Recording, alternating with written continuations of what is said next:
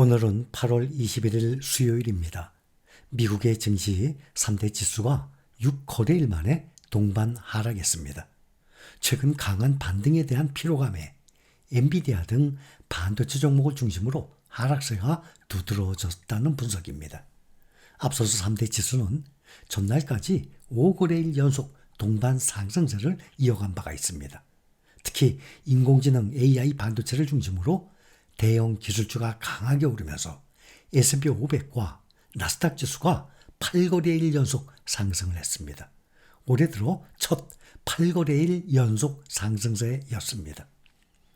주요 종목 중에서 보면 엔비디아가 최근 상승에 따른 차익 실현 매물이 출회하면서 2.12% 하락했습니다.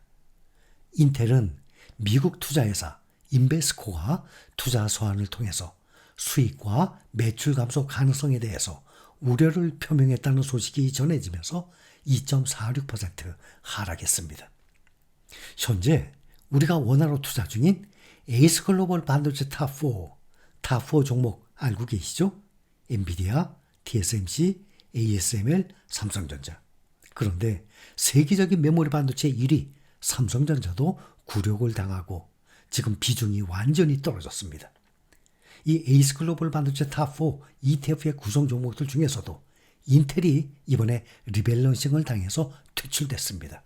그리고 새로이 우리나라에 얼마 전에도 말씀드렸죠. SK하이닉스 말씀드렸었는데 SK하이닉스가 들어왔어요. 근데 합류했는데 그 비중이 삼성전자와 뒤바뀌었습니다. 그동안 17.68%의 비중이었던 세계 탑4 삼성전자가 이제는 3.59%로 완전히 줄어들었습니다. 대신 그 자리에 SK하이닉스가 19.06%의 비중으로 자리를 잡은 것입니다. 세계적인 메모리 반도체 1위 기업 삼성전자의 굴욕적인 비중 축소였습니다. 이렇게 아무리 막강한 기업이더라도 실적과 주가 상승률이 떨어지게 되면 언제든지 리밸런싱을 당할 수가 있고 퇴출도 당할 수도 있는 거고 주식 투자의 세계에서는 당연히 그렇게 갈아타야 정상인 것입니다. 오늘은 지수들이 모두 하락했습니다. 다우지수가 0.15% 하락을 했고 S&P 500 지수는 0.2% 하락해서 5,597입니다. 나스닥 종합지수 0.33% 하락, 필라델피아 반도체 지수가 가장 많이 떨어져서 1.33% 하락했습니다. 엔비디아의 대항마로 평가받고 있는 AMD 주가가 0.72% 오르고 나머지들은 다 떨어졌는데 브로드컴 1.05%, 대만의 TSMC도 2% 가까이, 퀄컴 1.23%, 마이크론 0.59% 대부분의 반도체 관련 종목 주가가 약세로 마감했습니다. 거대 기술기업 7곳 매그니피센트 7은 엔비디아를 제외하면 모두 보합권에서 오르내렸습니다. 넷플릭스는 호실적과 미국 프로풋볼 리그의 중계 기대감에 힘입어서 장중 사상 최고치를 경신했습니다.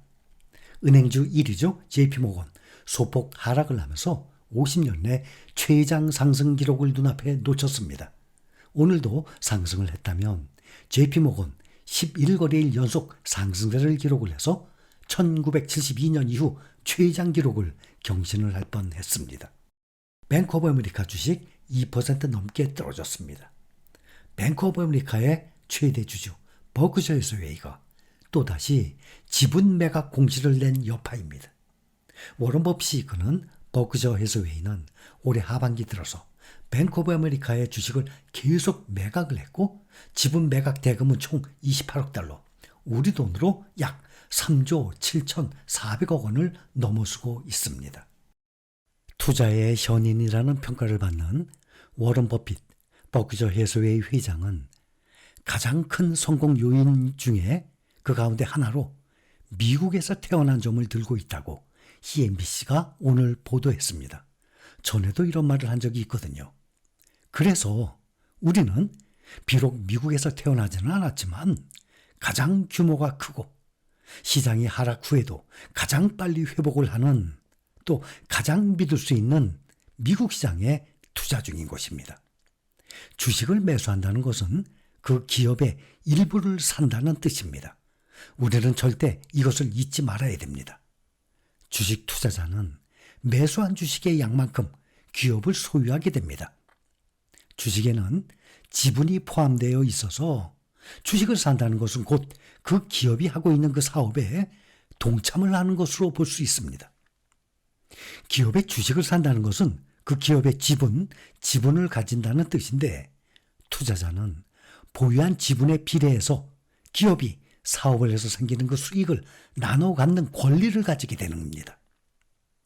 주식 투자를 이러한 관점으로 접근을 해야지 얼마에 사서 얼마에 팔고, 또다시 기회를 보고 이런 행위를 얼마에 사서 얼마에 팔고, 이런 행위를 반복을 해서 수익을 낸다는 생각은 위험하고 수익을 내기에는 불가능에 가깝다는 것을 돈을 잃은 후에 깨닫게 될 것입니다. 특히 미국의 주식시장은 장기적으로 주가가 꾸준히 우상향 상승을 통해서 플러스 수익률을 창출함으로써 투자자들의 부가 증가한다는 사실이 역사적으로 확인된 시장입니다. 애플이란 기업이 엔비디아, TSMC, 테슬라, 아마존이 하고 있는 그 고유의 사업을 동시에 할 수 없습니다.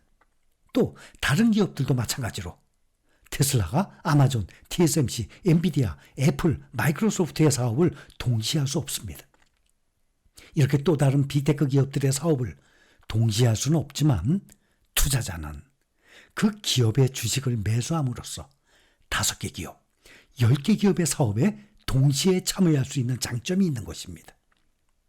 특히 현재 투자자의 직업이 미래의 발전성이 없고 남들이 우러러보는 직업이 아니더라도 꾸준히 지속적으로 나오는 월급에서 세계 1등 기업들의 주식을 매수를 하게 되면 그 기업이 하고 있는 사업에 투자한 만큼의 비중으로 나도 같은 사업을 하고 있는 것과 같은 상황이 되는 것입니다.